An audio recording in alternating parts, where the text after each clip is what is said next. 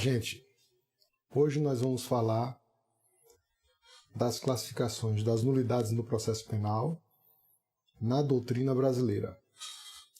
E aí precisamos identificar alguns elementos e verificar o quanto é pantanoso, caótico o terreno que se trabalha com a nulidade no nosso país, né? E isso há repercussão que a gente identifica não só entre os autores, que têm dificuldade de chegar a um consenso, mas em especial é uma repercussão que nós verificamos no sistema jurisprudencial. Então a ênfase que nós vamos dar é primeiro nos critérios que a doutrina elabora e em seguida na decisão jurisprudencial tomando como base esses critérios, identificando os equívocos e propondo pontos comuns, né? Quero cumprimentar todos aqui, tem até amigos do Ceará, Leléo. Então, quem não pegou ainda seu café, tem tempo ainda, prepara aquele cafezinho. Deixa eu pegar aqui o texto.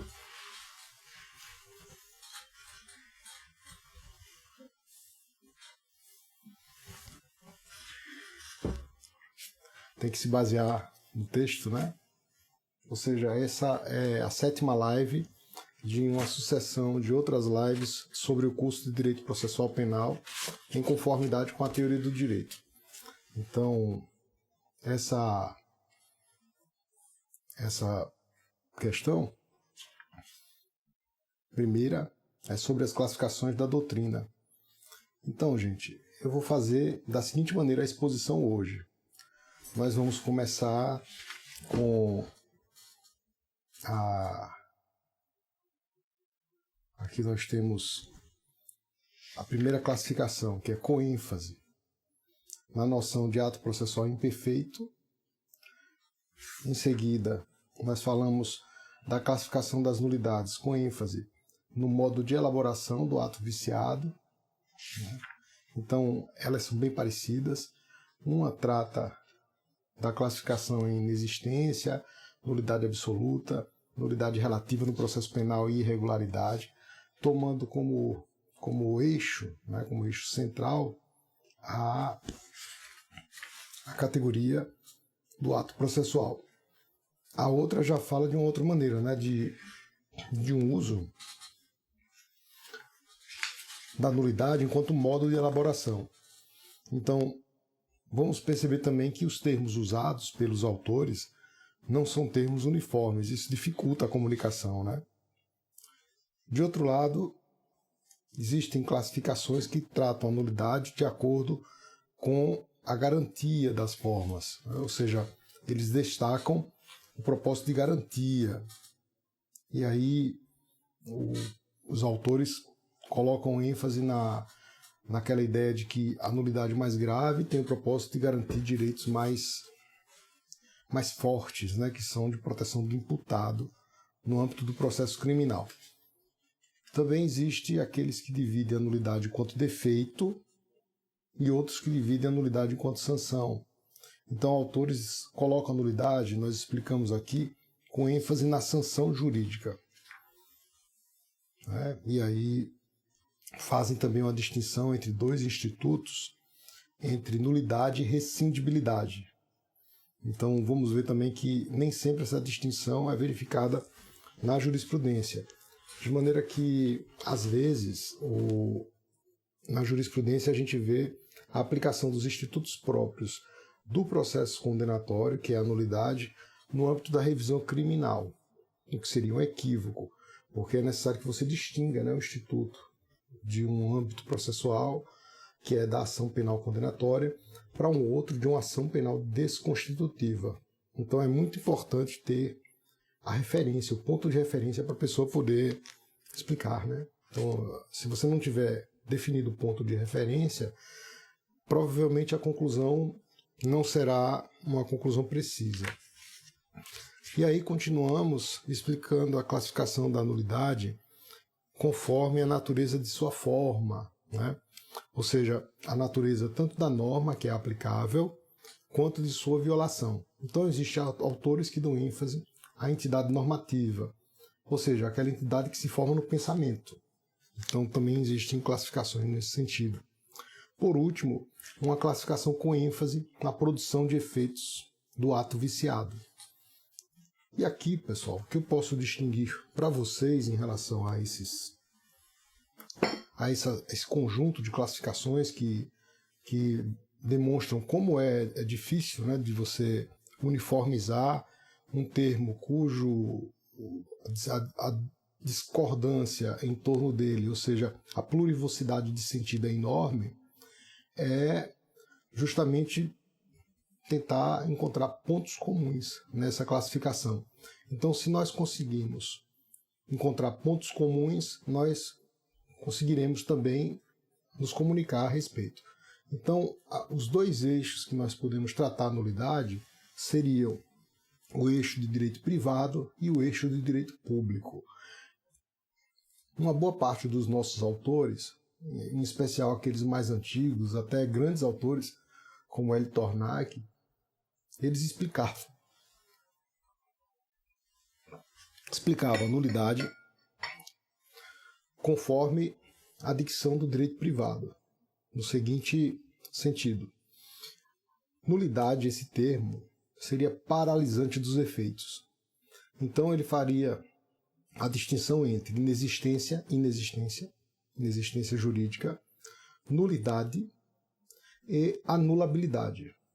A inexistência jurídica não teria condições de ingressar no ordenamento, nem produzindo efeitos, nem com ratificação posterior. Então, a inexistência ela também poderia ser distinta em relação à inexistência do fato, né, a inexistência de fato, e a inexistência jurídica, porque a primeira sequer teria condições de suscitar qualquer dúvida no âmbito jurídico. Já a nulidade, ele, segundo Tornag, diria que ela não é capaz de produzir efeitos. Então, se você, por exemplo, produz um ato com nulidade no processo, ele não teria aptidão de ir adiante, não produziria efeitos. E fazia distinção entre nulidade absoluta e nulidade relativa.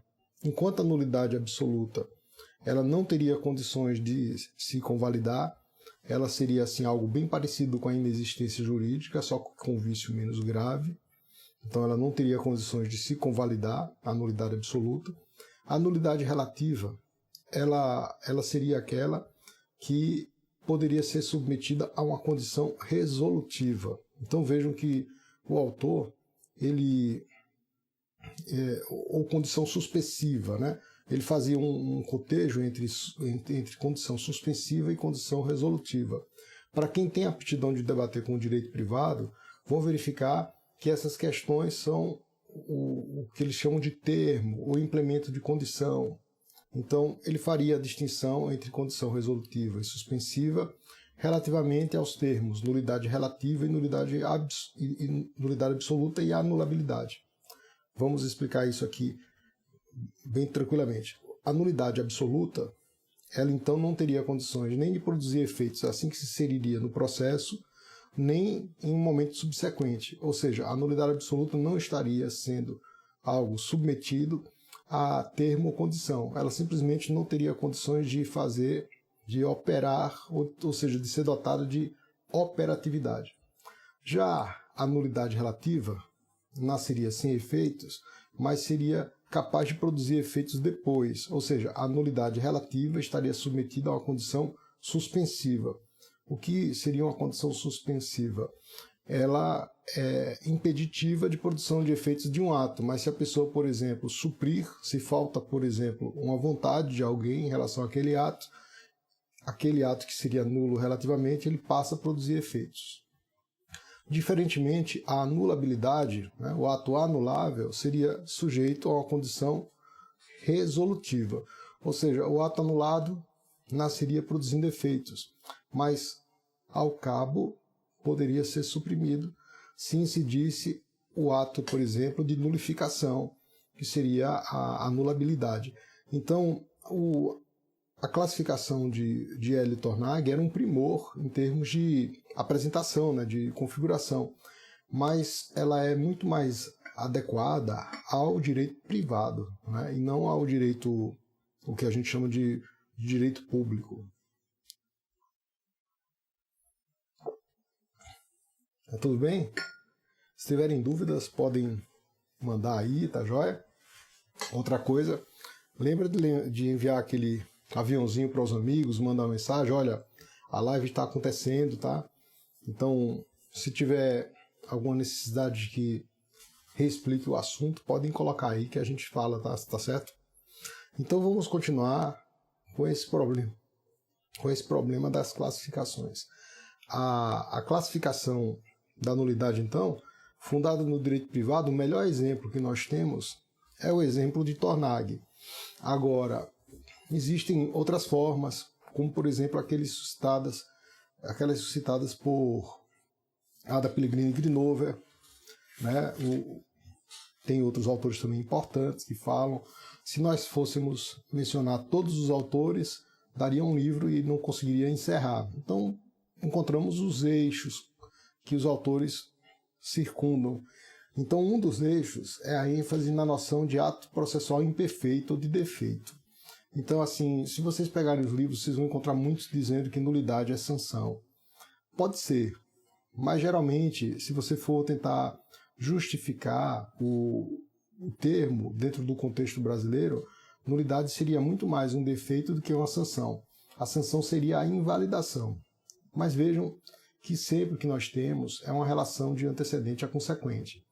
Então, quando Ada Grinover, Magalhães Gomes Filho e Scarance Fernandes discorrem sobre os atos processuais imperfeitos, eles fazem a distinção no aspecto antecedente da norma, isto é, trata da inexistência, da nulidade, enquanto atos nulos, e distingue os atos nulos entre nulidade absoluta e relativa, e por último a irregularidade.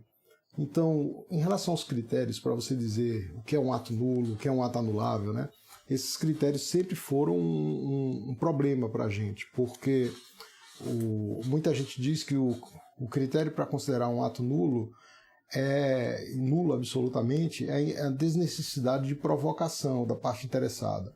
Então alguns dizem, olha, o nulo relativamente, nós precisamos de uma provocação. O nulo absolutamente, nós dispensamos essa provocação. Isso diz muito mais respeito ao direito processual civil, ao direito privado, do que ao processo penal. No processo penal, os autores, né, e o nosso sistema, ele trabalha de uma maneira bem diferente. A questão toda não é você suscitar o vício, ou seja, se eu sou juiz e conduzo um processo e o processo está com um defeito, eu não tenho o dever, né, de aguardar que a parte fale para que eu corrija aquilo que está no processo criminal. Ou seja, no processo criminal as formas são muito importantes e aquela distinção com base na provocação, ela não teria aplicação. Também aquela classificação que eu mencionei de Tornag, de que os atos ingressam no processo com efeitos paralisados, aquilo não é bem assim que acontece no processo penal. No processo penal, o que nós vamos encontrar é a produção de atos viciados gravemente. Você vai ver que aqueles atos produzem efeitos. Então, como nós poderíamos harmonizar a classificação das nulidades com o que efetivamente acontece no dia a dia, né? Primeiro que não faz muito sentido você dizer, olha, a sanção é de nulidade relativa, a sanção é de nulidade absoluta ou de inexistência. Esses rótulos no nosso vernáculo, né, no português, eles são muito mais adequados ao aspecto antecedente da norma. Então você classifica a nulidade de acordo com o vício. E aqui nós reconhecemos, né, que a classificação dada pelo Gustavo Badaró, que dá uma contribuição interessante. Então, cada uma das classificações dos autores tem uma contribuição, né? Eu creio que a de Tornag é a sistematicidade, né? Ele é muito perfeito no que ele elabora. Um autor antigo, viu, gente? Já não está mais aqui entre nós, mas é um autor excelente. Então, Tornag o que ele contribui é em termos de ordenação. A da Pellegrini e Grinover, e os demais autores, Carance e Gomes Filho, eles contribuem com a divisão das classes. Então, essa divisão em 4 classes me parece uma divisão bem proporcional para a quantidade de problemas que nós temos no processo criminal. Então, esse é o contributo, né? Agora, o que é que a gente pode dizer que não está adequado nessas classificações? Não estaria adequada a exigência de manifestação da parte ou de declaração de ofício pelo juiz, a depender do contexto, para você apor o rótulo do vício. Por quê? Porque no processo penal o juiz tem o dever de corrigir até as simples irregularidades. Então o artigo 251 do Código de Processo Penal prevê que as irregularidades devem ser objeto de controle por parte do juiz. E isso a qualquer tempo, né? Agora, naturalmente, existem algumas irregularidades que vão precluir primeiro. Então nós temos a chamada preclusão pro judicato, né? Uma preclusão pro judicato é aquela que o juiz não pode mais revolver porque se encerrou a prestação jurisdicional. Então, nesse ponto, a gente pode distinguir. Não é que o juiz não possa corrigir de ofício, mas as irregularidades precluem mais rápido. Então, eu tenho irregularidade que tem uma rapidez na preclusão porque é uma coisa muito simples, eu não posso voltar para corrigir. Mas, por exemplo, se eu estiver diante de uma nulidade absoluta, ela só preclui depois de transitada a sentença penal, né? Depois de transitada em julgado a sentença. Então, essa noção com base no ato imperfeito, ela vai indicar, né, aquela questão da tipicidade e da atipicidade processual. Então, o que é um ato típico? Um ato típico, processualmente falando, é aquele que as condições fixadas no documento processual atende àquelas que estão estipuladas no documento legislativo. Ou seja, é quando o ato processual é feito de maneira em compasso, de acordo, de maneira conforme ao que está disposto na legislação e na Constituição Federal. Então nós temos ato típico, né? A tipicidade. Por outro lado, haverá atipicidade, né? Irregularidade, toda vez que nós não encontrarmos essa consonância. Observem que esse raciocínio é um raciocínio analógico, né? Há uma analogia, ou seja, o que é que nós temos aí? Nós temos um raciocínio comparativo. Eu comparo com o que está no texto, né? Eu comparo aquilo que está no texto processual com o que está no texto legislativo. Encontro alguns elementos de conexão. É o que nós denominamos de conectividade. Então, se você tiver baixa conectividade entre esses elementos, haverá atipicidade. Por outro lado, se você tiver uma conectividade estreita, os elementos estão de acordo em relação àquele juízo comparativo, aí nós vamos ter, então, uma tipicidade. É com base nessa ideia que a da Peregrine vai classificar, né, as nulidades. Então, é uma teoria que a gente denomina de teoria unitária da nulidade processual. E por que teoria unitária? Porque ela resolve dividir a unidade da nulidade em vários eixos, né? Alguns classificam em 6, outros em 5, né? Pensamos que em 4 está bem proporcional. Então, se eu for para outro eixo, né, de ênfase, a primeira ênfase que nós damos que nós fixamos foi em relação ao defeito. Eu posso classificar a nulidade conforme o seu defeito, conforme a imperfeição do ato, mas posso classificar também de acordo com o modo de elaboração, que é um tanto parecida, né? Na verdade, uma dá ênfase no produto, o outro dá ênfase no procedimento. Então, eu posso avaliar a nulidade como viciada porque o resultado está incorreto ou porque o seu procedimento foi feito de maneira inadequada. Eu creio que a gente pode encontrar pontos comuns nessas duas classificações das nulidades, né? Pontos comuns, porque tanto uma quanto a outra se baseia em defeito, em vício processual, só que uma em relação àquilo que está documentado e a outra na forma de sua elaboração. Então, sempre os autores vão dividir da seguinte maneira quando tratam da nulidade enquanto vício, do vício mais grave ao vício mais leve. Para o vício mais grave, nós podemos denominar de inexistência. Mas o que é uma inexistência, né? Aqui, pessoal, para que a gente entenda, situar a inexistência em planos, né? Planos.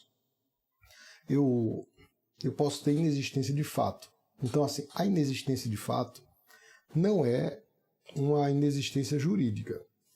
A inexistência de fato pode ensejar, por exemplo, uma nulidade absoluta, né? Pode. Então, por exemplo, se você não abre prazo para o réu falar sobre um documento, haverá uma inexistência de fato, ou seja, o fato não existiu. Mas ali a falta de um ato é essencial ao processo. Então, tomando como referência o processo, o que nós vamos ter é nulidade absoluta do processo em razão da omissão. Mas não é a inexistência de fato. A inexistência de fato é, por exemplo, quando o delito não aconteceu, né? Aí eu posso recortar o delito, houve inexistência do fato. Aquela inexistência de fato pode ensejar um vício, mas geralmente a inexistência de fato ela se resolve com a absolvição. Artigo 387. Então, a inexistência de fato ela não caminha para o percurso, como regra, do sistema de nulidades. Haverá incidência do sistema de nulidade quando a inexistência de fato for uma falta. Então o vício pode ser tanto falta como falha, tanto falta como defeito, tanto omissão como atipicidade, né? A omissão pode ser por atipicidade e a atipicidade também pode ser por ação. Então a inexistência de fato ela não entra nessa nossa classificação. O que entra na nossa classificação é a inexistência jurídica, né? Então na nossa classificação a inexistência jurídica significa uma atipia muito grave, uma falta de um elemento estrutural, segundo afirmamos, né? Se falta um elemento estrutural, o vício ele não é lido como tal pelo sistema. E muitos autores fazem essa distinção, exemplificando com a atuação do juiz. Então, existem, para alguns, como, por exemplo, para aqueles que classificam o vício como de acordo com a garantia das formas, ou mesmo com ênfase na sanção jurídica que nós citamos aqui, há uma diferença entre o juiz em disponibilidade e o juiz incompetente. Como se uma sentença proferida por um juiz, né, que esteja em indisponibilidade, e aquele juiz que não está no exercício das funções de maneira alguma, essa sentença fosse uma sentença sem aptidão, né, sem um elemento estrutural, ou seja, estaríamos diante de uma inexistência jurídica. Corporalmente, o ato existe, mas falta um elemento para que ele produza de maneira correta os efeitos jurídicos, de maneira conforme ao ordenamento jurídico, os efeitos que lhe são previstos, né? Então, essa diferença, né, entre inexistência jurídica e inexistência de fato nem sempre é compreendida. Nós sempre recomendamos o livro do professor Marcos Bernardes de Mello, que trata do plano da existência, né, teoria do fato jurídico. São 3 livros, porque ele é um livro que tem essa importância de arrumar, né, aqueles conteúdos que muita gente ainda não conseguiu organizar em seu pensamento. O livro é bastante didático, já é um livro clássico, e ajuda, né, essa questão de diferenciar uma inexistência jurídica de uma inexistência de fato de acordo com planos. São camadas, né? Então, esses planos eles são bastante importantes. Além da inexistência, que seria aquela categoria grau máximo de vício, né, nós poderíamos tentar situá-la no âmbito do termo nulidade. Eu geralmente coloco inexistência como nulidade. Então, nulidade eu posso tratar nulidade em sentido amplo, que seriam todas as classes de vício, né? Nulidade em sentido amplo, todas as classes de vício ali se inserem, e nulidade em sentido estrito, né? A nulidade em sentido estrito ela teria uma diferença, porque ela seria outro tipo de classificação, sabe? Por exemplo, é nulidade em sentido estrito a nulidade absoluta e a nulidade relativa, né? É uma nulidade em sentido estrito a inexistência. Agora, todas elas reunidas são nulidade, né? Então, o mesmo termo você pode também referir a âmbitos mais abrangentes ou menos abrangentes. Aí a percepção de como é importante a gente definir um termo como esse, senão vai haver muito ruído nessa comunicação. Aí seguindo, gente, a gente também divide, né, um outro grupo de autores coloca ênfase na nulidade enquanto necessidade ou na eficácia da provocação do interessado. Então, essa classificação, ao nosso ver, para o processo penal, ela não tem aderência, porque você não é obrigado a aguardar a provocação do interessado para que somente a partir daí você faça a correção, né, o devido controle. A nulidade é uma forma de controle das garantias, controle de atos processuais que, feitos da maneira adequada, controlam garantias, né? Então essa é a função, né, da nulidade. Então quando a gente coloca ênfase na provocação do interessado, a gente esquece o seguinte, olha, temos nulidades que são reconhecidas de ofício, mesmo em casos em que a questão de ordem pública não incide tão fortemente. Então, por exemplo, problemas de incompetência territorial, no processo civil você precisa de provocação, geralmente, né? No processo civil. No processo penal, você descurar, né, deixar de lado a questão do território é um tanto temerário. Por quê? Porque quando você deixa o problema do território para um momento subsequente, às vezes o processo está apurando um fato que nada aconteceu ali no juízo do processante, né, no território, no loque do juiz processante. Então, por exemplo, se o fato aconteceu, estou em Alagoas, aconteceu aqui em Sergipe, e eu percebo que eu não tenho competência territorial e deixo correr dessa maneira, isso para o processo criminal é muito mais grave que o processo civil, né? Porque a gente depende muito dessa relação entre o acusado e o local onde ele cometeu para fingir ampla defesa e outras questões. Então, o que é que nós podemos afirmar? É que em relação às nulidades relativas ou às matérias de ordem relativa, se no processo civil eu dependo de provocação, né, de suscitar alguma questão, e lá a vontade das partes elas têm uma certa preponderância, no processo criminal eu não posso afirmar dessa maneira, porque nós estamos aqui diante de matéria de ordem pública. Outra questão assim que a gente distingue e que achamos que isso deve ser colocado em seu devido lugar é a noção do que é relativo, né? O pessoal geralmente tem falado nulidade relativa, né? Geralmente se fala como se fosse algo flexível, né? Que você pode reconhecer ou não. Isso não é correto, não é jurídico falar dessa forma. A ideia da relatividade, né, do que seja uma nulidade relativa, é que ela se relaciona com outros elementos, né? Então, incompetência relativa, porque ela se relacionaria com outras questões. Então, no processo civil, a incompetência relativa depende de provocação. Então, para você reconhecer, ela se relaciona com a provocação do interessado, né? No processo criminal, essa relação não existe em razão desse ponto. Mas, por exemplo, em relação às questões de nulidade relativa, daquelas nulidades que não são peremptórias, nós mencionamos outros tipos de relações, né? Então, por exemplo, a relação é do elemento essencial ou do elemento acidental.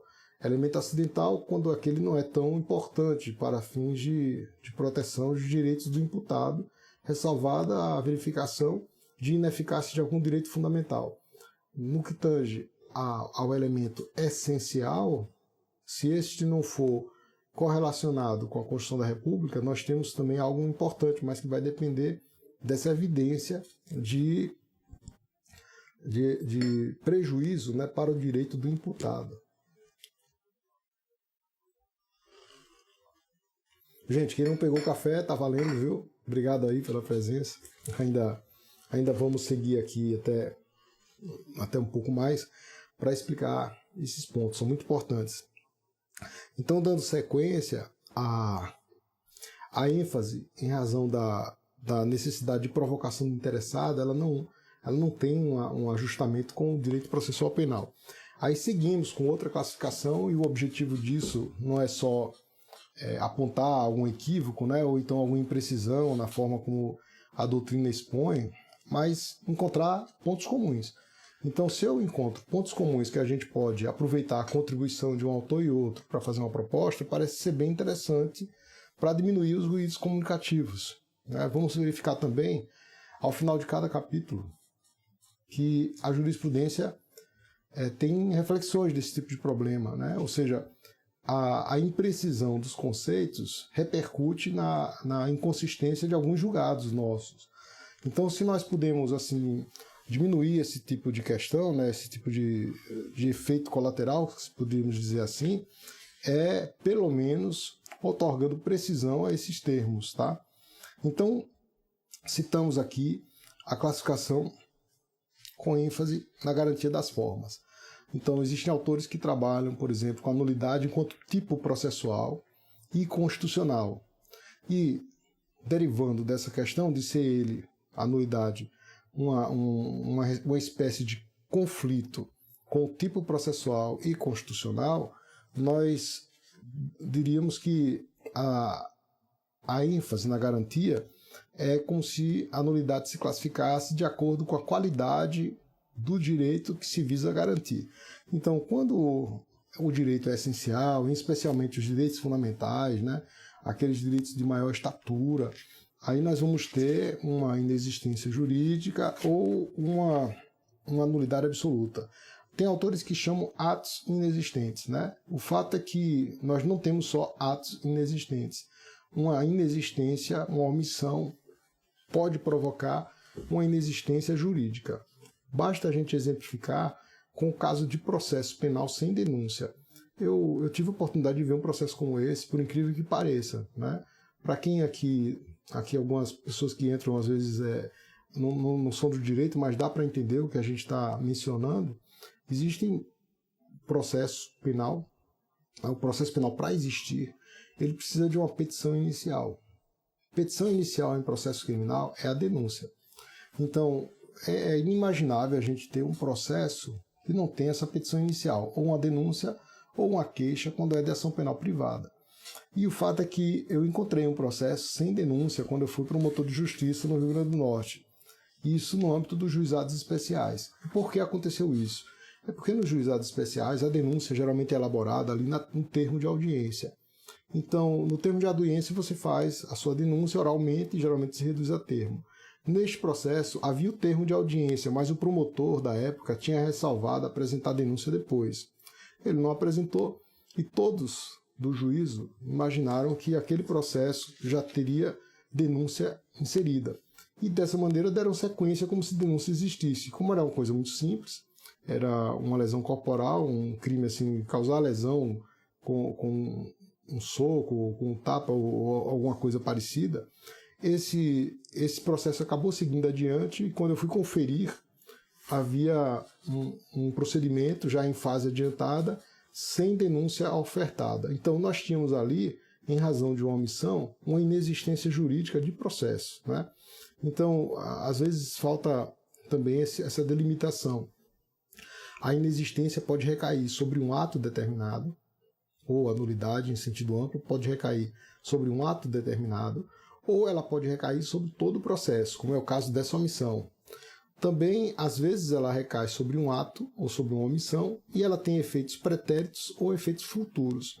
Então, nós mencionamos efeito retrooperante para trás ou efeito prospectivo para frente. Então, se você reconhece a nulidade, por exemplo, de uma sentença, a sentença pode aparentar perfeição, mas se a causa daquela nulidade foi a denúncia, ela deverá espraiar seus efeitos para trás e nulo será todo o processo, deverá ser reconhecido como nulo, com nulidade, com invalidade, né, invalidação, todo o processo. Então, aqui na questão da garantia, né, nós classificamos também, de acordo com outros autores, né, que dão ênfase à instrumentalidade das formas. Aí vem um problema, né? A instrumentalidade das formas, ela é um tema muito sedutor, né? Nós temos um livro importante também, do Cândido Rogério Namarco, né? Esse livro eu recomendo a todos, eu li esse livro já faz muito tempo, mas na época foi muito útil para mim, porque ele trata de todo o processo, né? É um livro de teoria do processo.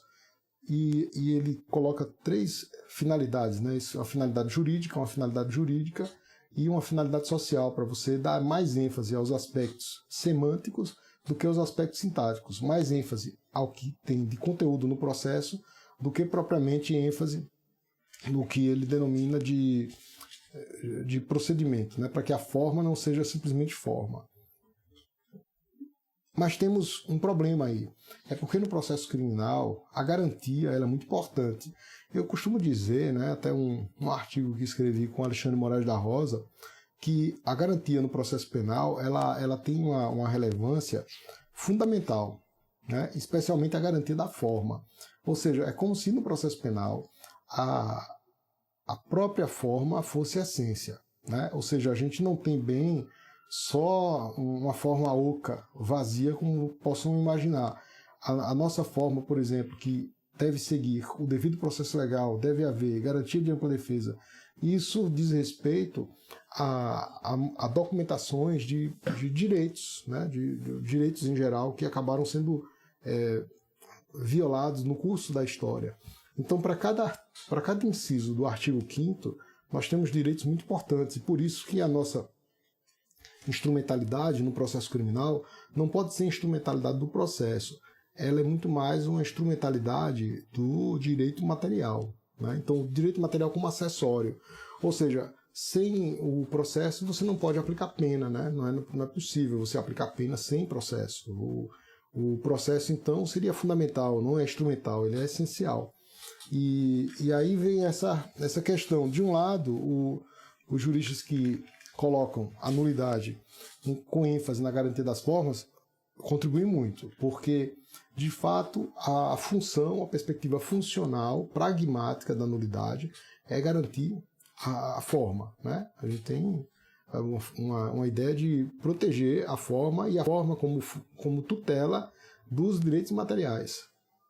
Por outro lado, eu não posso deixar de considerar que a forma ela é importantíssima, inclusive para fins pedagógicos. Então eu não posso deixar que o processo siga adiante, porque eu digo, não, aqui o direito foi protegido mesmo com a forma violada, né? É algo muito complicado, porque no processo criminal nós trabalhamos com a noção de direito indisponível. Então, por exemplo, se eu quiser fazer um acordo, olha, me processa aí rápido, eu quero ser julgado hoje mesmo, né? Então eu aceito que você ofereça a denúncia, apresente a defesa, né? Pode me julgar na audiência de custódia. Esse tipo de anuência é absolutamente inválido, né? É uma anuência que não tem valor jurídico, e justamente porque ela acaba dispondo de um direito que não tem possibilidade de disposição, né? É aquela ideia, né? O pacto consensual, né? A ideia de pactuação, né? De suspensão de direitos fundamentais de maneira pactuada, né? Ou de suspensão pactuada de garantias. Essa ideia é uma ideia equivocada, uma ideia que não deve existir. Por outro lado, gente, nós temos ainda outras classificações da nulidade que dão ênfase na sanção jurídica. Uma boa parte dos autores contemporâneos faz essa menção, né? Nulidade é sanção. Bom, você pode dizer que nulidade é sanção e que nulidade é defeito, mas por quê? Porque, sob o eixo sintático, a nulidade é uma relação de causa e efeito. Então eu tenho a verificação do defeito e a posição de uma consequência. Então eu tenho nulidade antecedente e nulidade de consequência. Nulidade fato e nulidade sanção. Ou ainda, nulidade defeito e nulidade supressão dos efeitos. Então é sempre uma relação dúplice. Então, às vezes, quando se diz, olha, nulidade e defeito, falta uma percepção de que ela também pode ser ter um eixo subsequente, né? Porque uma norma ela deve ser o elemento suficiente para a produção da norma seguinte. Aí, nesse tópico, os autores falam da nulidade enquanto sanção jurídica, né? Vocês vão encontrar vários autores que tratam assim, inclusive no direito estrangeiro, né? Nulidade é sanção, né? E colocam, às vezes, a invalidade na frente. Então, vocês vão encontrar livros que dizem teoria das invalidades, né? Teoria das invalidades é um tanto assim complicado, porque depende do vernáculo. Se você convencionar, falar assim, pode. A nossa proposta, então, seria que a gente convencionasse falar da seguinte maneira, né, seguindo as bases keusenianas. Então, a invalidação, ela seria o oposto da validade. Então, eu, juiz, hoje, quando eu dou uma sentença e valido, né, o nome é exatamente isso, é exatamente esse o nome que o sistema dá. Ele quer validar, né? Então, validando a sentença, você assina, você está validando. Isso quer dizer que entra no sistema como elemento válido uma sentença viciada. E para você desfazer isso aí, você tem que apor um sinal de invalidade, um sinal negativo, uma subtração. Então você reconhece naquele ato válido que há uma nulidade, ou seja, são termos convencionados. Eu poderia dizer até que nulidade é tudo, tanto o ato viciado quanto a respectiva posição de sua invalidade. Por outro lado, se a gente identifica a possibilidade de confirmar a validade do ato, né, digamos que seja um defeito de menor proporção, que tenha inclusive assegurado mais garantias para o imputado, aí eu vou convalidar. Né? Parece que o nosso vernáculo ele é muito mais apropriado a você chamar de validade e invalidade o que está no elemento subsequente do que de nulidade absoluta, relativa. Aí é que não faz mesmo sentido você falar dessas classes na parte subsequente ao vício processual. Então, eu friso sempre, né, a necessidade da gente convencionar isso, né, chegar ao ponto comum, né, a nossa proposta de uniformizar essa nomenclatura e de utilizar com mais cuidado esses termos, especialmente nos julgados, sabe? Porque eu acho que quem trabalha no fórum já deve ter visto dificuldades de cumprir decisões às vezes, né? Isso existe, viu, pessoal? E assim, naturalmente que o juiz de primeiro grau ele não vai dizer para o tribunal, não vai embargar de declaração, né? Tribunal, me esclareça aqui o que é que você está dizendo com essa decisão. Você não vai dizer isso, você sendo juiz, né? Não vai ensinar um tribunal a fazer o que deve fazer. Mas se chega uma decisão para um juiz de primeiro grau com ambiguidade, há uma dificuldade que prejudica o cumprimento da decisão, né? Uma dificuldade de terminologia, porque não se sabe exatamente o que é que o tribunal disse, se ele mandou anular a partir de um ponto, se ele mandou anular toda a decisão, se foi para anular de maneira prospectiva a partir da decisão ou de maneira retrooperante. Então, o que nós chamamos a atenção é para esses julgados. Para vocês terem uma ideia, o livro da gente traz mais são 41 capítulos, tem 41 análises de julgados, né, do STJ, do STF. E chama a atenção não só esse livro, mas o outro que eu escrevi, eu segui uma metodologia parecida, né, a Teoria da Nulidade. Ele explica a falta de uniformidade no uso dos termos, né? Então, às vezes, por exemplo, em sede de revisão criminal, né, revisão criminal, gente, você não usa nulidade, né? Você se apropria de alguns elementos, tá? Mas você não usa nulidade, você lá se chama rescindibilidade. Então, por exemplo, quando é revisão criminal, os parâmetros que nós temos é o do artigo 621 do Código. É um artigo até que, a meu ver, é incompleto, ele precisaria de um texto que garantisse mais, né, direitos, ele não garante tantos direitos. Acaba que muita coisa injusta acaba ficando sem controle, né? Mas o sistema de nulidade do processo penal é um sistema feito para o processo, em especial para o processo condenatório. Quando ali tem menção, por exemplo, a atos anteriores ao processo, é porque, na época, esses atos que hoje são anteriores ao processo são atos processuais. É o caso, por exemplo, de uma portaria, né, de uma auto-prisão em flagrante. Existiam processos que se iniciavam sem denúncia do Ministério Público. Então existiam os chamados processos judicialiformes. O que é judicialiforme? É um processo com forma judicial. É um processo que não é um processo acusatório. Era assim no nosso sistema para alguns processos, né, especialmente aqueles processos com pena menor e processos por crime culposo. Hoje nós não temos mais esse sistema, né, e ficou assim um pouco sem sentido a previsão de alguns elementos ali no artigo 564 que dizem respeito a fatos anteriores ao processo. Não é à toa que muita gente tem resistência em considerar a presença de nulidades no inquérito. É porque era assim na origem. O código também foi feito para o juiz de primeiro grau. Então eu posso discernir. Temos processo, temos inquérito, temos ação de revisão criminal. Então na revisão criminal, nós não temos sistema de nulidade, né? Na revisão criminal nós temos um sistema de rescindibilidade, o que é rescindível, tá? Então essa classificação dá ênfase na sanção jurídica, né? E é interessante que essa sanção jurídica, em razão da nulidade absoluta, né, ela só pode ser afirmada até o trânsito em julgado. Então o trânsito em julgado, pessoal, o comparativo que a gente faz é mais ou menos com a vida de um ser humano. Aliás, o processo, o direito, boa medida, é o que você afirma em termos de vida do ser humano. Aquilo que você domina na sua mente, você transfere para o papel. Então, o processo é a imitação de organização que se dá na nossa consciência. E aí a gente coloca e transfere para o papel. Então, por exemplo, se você tem uma patologia ou uma doença, essa doença ela não vai ser tratada depois do óbito, óbvio. Mas você pode encontrar elementos depois do óbito para construir uma teoria, uma forma de solução do problema para quem está com vida. Então o processo, depois que transita em julgado, ele morre. Você não vai tratar aquilo mais como nulidade, transitando em julgado. Então o limite para o reconhecimento das nulidades absolutas é com o trânsito em julgado. Isso pode acontecer até o âmbito do STF.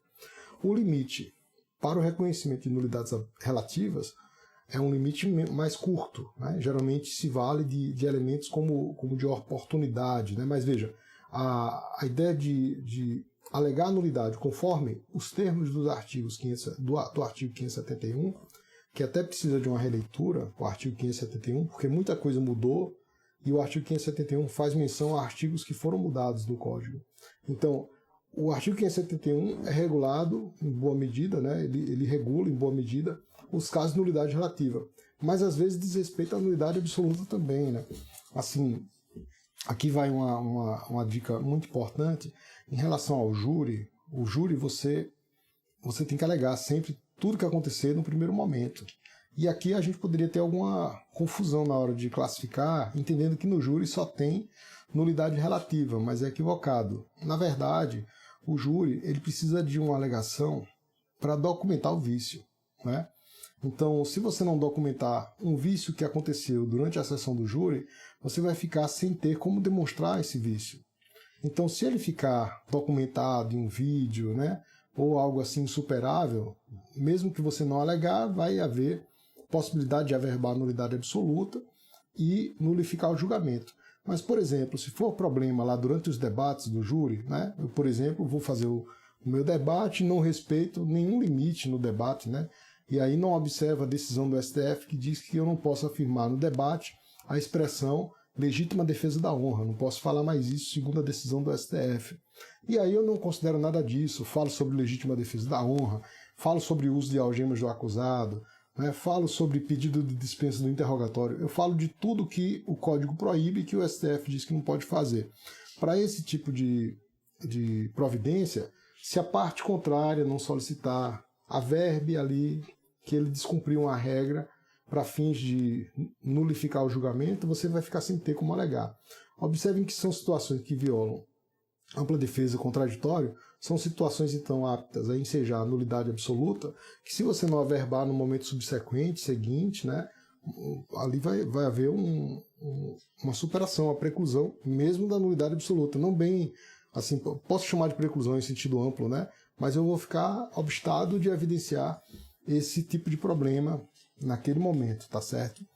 Então, seguindo para as demais classificações, né, a gente ainda fala, né, ou seja, esse é o único curso que coloca o processo penal tomado como ponto central, como eixo de sua explicação, a nulidade, né? E creio que para que a gente supere os problemas do processo penal, para que a gente ordene o caos, é indispensável que se faça isso. Ou seja, enxergar a correção do instituto a partir da sua incorreção, né? Se eu começo a, por exemplo, banalizar, né, os equívocos, né, normalizar os equívocos, né, a pessoa vai normalizando, não há nulidade, né, não é tolice, pode fazer desse jeito, aí nós nunca vamos ter um processo penal respeitador das regras democráticas, nunca.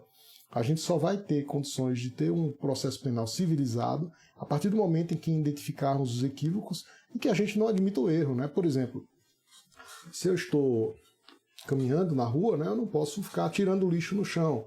Aí não, besteira, é só um pedacinho, né, só uma ponta de cigarro, né, ou só um pedaço de papel, o que é que tem, né? Então, aí as regras que dizem respeito, olha, anda por aqui, não anda por ali, não suje o ambiente, etc., essas regras ficam sem sentido se você começa a banalizar o descumprimento dessas regras, né? Então, é por isso que, através do intermédio, né, por intermédio, pela lente da nulidade que nós conseguimos enxergar o direito processual penal de uma maneira mais efetiva. Efetiva não no sentido de punir de qualquer jeito, mas efetivo no sentido de fazer cumprir os seus trilhos, né, os trilhos legais. Aqui, então, nós continuamos com a classificação da nulidade com ênfase na qualidade do defeito, né? Então, a gente já falou sobre defeito e tem autores que vão descendo, né, a minúcias, a esses problemas.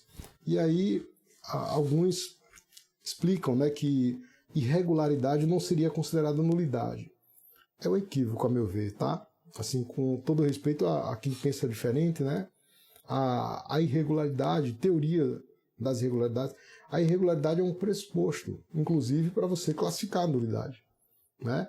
Então, ela seria uma nulidade em sentido amplo, né? O que geralmente não se aplica à nulidade, à irregularidade, é a invalidação, né? Geralmente não. Mas nada impede que o juiz invalide e faça de maneira correta. Ou seja, é como se incidisse no âmbito da irregularidade uma maior potestatividade, né? Um maior poder. O direito potestativo, né? Ou seja, eu posso fazer de uma maneira ou de outra, né? A potestatividade é uma forma assim de menor cogência. Então, se, por exemplo, eu exaro uma sentença e deixo de subscrever algumas páginas dela, né, ou escrevo uma sentença e erro o nome do réu, mas ninguém tem dúvida que é o réu fulano, eu só errei um detalhe do nome dele, dizer para a gente que isso não é uma nulidade, um vício, e que não pode ser corrigido, parece que não faz muito sentido. Nós temos sim um vício, porque afinal está lá no artigo 381 que eu tenho que declinar o nome das partes de maneira correta, né? E de forma a identificá-las. Se eu me equivoco, ainda que aquilo não cause um prejuízo assim imediato em relação à sua identificação, eu, enquanto juiz, de acordo com o artigo 251, tenho o poder e o dever de ver o meu processo escoimado de qualquer problema, né? De ver o meu processo rígido, límpido. E por isso que a irregularidade, a nosso ver, ela é a classe de vício mais leve, né? O que é menos grave. Mas vocês vão encontrar livros que tratam teoria das irregularidades, como se colocasse a irregularidade como gênero. Eu falo teoria da nulidade em sentido amplo. Assim, nesse sentido, nulidade tem o significado de irregularidade. Então, um tema muito que a gente pode dizer assim que é um tema com muita plurivocidade, muita dificuldade de sentido ambíguo, né? Também vago. Ainda temos a classificação, gente, de acordo com ênfase na natureza da norma e da sua violação, né? Então, aqui os autores dão assim, uma espécie de destaque, né, para o descumprimento em maior grau ou menor grau da forma. Eu me valho disso quando eu me refiro à teoria dos atos processuais. Então, o ato processual ele pode ser dividido em elementos, né? Eu posso dividir assim o ato conforme a sua volitividade e o seu conteúdo. Conforme o aspecto volitivo, eu tenho, por exemplo, autoridade com atribuição para exarar o ato, né? Ou participação de alguns sujeitos que precisam fazer a composição do ato. Em relação aos elementos propriamente ditos, ao seu conteúdo, aí a gente faz uma divisão. Nós além de dizer, olha, o conteúdo é o seu objeto, né? O objeto, a finalidade do ato, nós dizemos esses elementos são classificáveis conforme sejam estruturais, essenciais, acidentais ou muito acidentais. é uma forma então de você dar ênfase, né, à ideia de violação da natureza da norma, porque antes do ato existe a norma. O ato é a concretização da norma, né? Você concretiza descrevendo a norma. A norma acontece rigorosamente na cabeça do intérprete, né? Então, posso também classificar de acordo com essa ideia, né, de ênfase na natureza da norma violada, né, natureza da forma. Por último, gente, a classificação com ênfase na produção de efeitos do ato viciado, que seria aquela ideia de Tornag, né, que o ato viciado ele pode ser um ato que produz efeitos de imediato, operativo. Então, geralmente o operativo é o ato anulável, ou pode ser algo que não tem efeitos, que seria o nulo e o inexistente. Não seriam aptos a produzir efeitos. Em relação ao nulo, ele divide nulidade absoluta e relativa. A nulidade relativa tem condições de ser suprida, a absoluta não. Então, a ideia de produção de efeitos ela é útil, mas vejam que a produção de efeitos está fora da norma, né? Se eu disser para vocês, olha, a nulidade ela é norma jurídica, não está correto me basear na produção de efeitos. Por outro lado, no processo criminal, os atos viciados, por mais graves que sejam, eles produzem efeitos, né? Então aqui, pessoal, nós temos uma exposição, um panorama geral das nulidades, né? No Brasil, na doutrina estrangeira. Temos muitos problemas de comunicação em relação às nulidades, mas vamos perceber que esse problema não é exclusividade nossa. Na verdade, você dizer que algo é incorreto, certo ou incorreto, isso sempre foi um tema filosófico. Um tema, inclusive, que dá ensejo a livros gigantescos e importantes na filosofia, como o Ser e o Nada, né? O Ser e Tempo de Heidegger, Ser e Nada, quando você fala de outros filósofos também de muita importância, né? Que ficaram o tempo todo em torno dessa identificação do que é a existência, do que não é, né? Quais os critérios para identificar essa existência. O fato é que a filosofia chegou em um determinado momento que ela colocou a questão da nulidade, né, a questão da linguagem como eixo central. Então, é justamente por falta de chegar a um acordo linguístico que a gente causa muitas dificuldades, né, de interpretação, e essas dificuldades de interpretação elas podem ser solvidas, a nosso ver, com essas convenções. Eu agradeço demais aqui a presença de vocês, a participação, tá? Eu espero que tenham gostado, e a gente vai continuar. Segunda-feira temos outra live, né? A gente fala de outras classificações, tanto na doutrina estrangeira como brasileira, e sempre vamos procurar trazer casos práticos para ilustrar o que a gente está afirmando no processo penal. Então são 41 lives, dá para a gente fazer uma revisão geral do processo penal. Vai chegar um momento em que eu vou tratar de cada um dos assuntos que são cuidados no programa de processo penal, e vai ser muito bacana, tá certo? Sempre lembrem do cafezinho, né? Outra coisa, a gente vai se aproximando desse tema, vai ficando mais fácil, viu, gente? É normal, assim, aquele primeiro contato, né? Você diz, poxa, eu nunca tinha pensado nesses detalhes, não estou acostumado. É assim mesmo, aí a gente vai se aproximando, lendo, estudando, e a coisa vai ficando cada vez mais simples, tá certo? Então, obrigado. Lembrem sempre de trazer o café, eu trago sempre o meu, aí às vezes demora um pouco, é para preparar aqui, deixar tudo pronto e ficar adequado para a gente apresentar melhor para vocês o conteúdo, tá? Um abraço, bom fim de semana, aproveitem aí a sexta-feira, sábado e o domingo. Valeu, por nada, gente. Abração. Obrigado.